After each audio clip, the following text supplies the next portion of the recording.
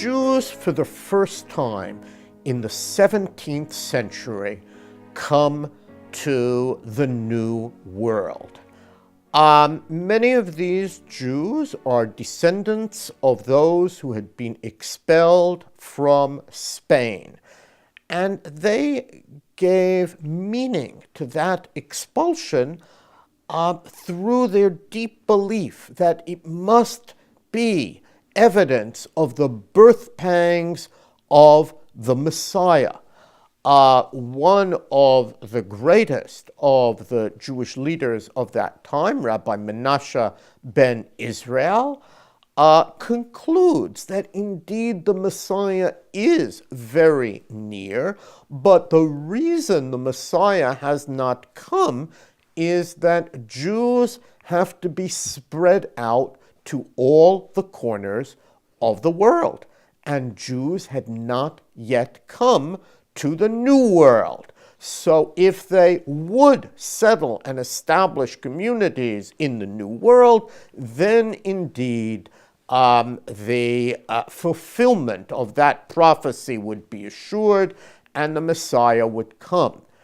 The point of this is to remember that the Jews who came to the New World, even though, yes, many of them came in search of opportunity or in search of freedom, many of them also believed that their coming to the New World would help to bring about the Messiah. And we know that because the single most popular name for synagogues in the history of early America was Mikveh Israel, the very title of Menashe ben Israel's book, and of course a reference to the biblical notion of redemption being near. And being indeed related to where Jews had found this refuge.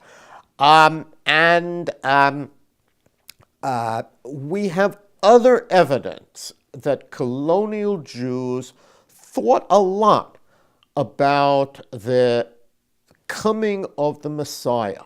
There is a tremendous thunderstorm in Newport in the 1760s, and Ezra Stiles, who kept a diary and was a minister in Newport, reported that Jews opened up their windows and cried out to the Messiah, reflecting an ancient belief that Jews would be carried on a cloud back to Jerusalem, and they hoped that this great thunderstorm might be that cloud.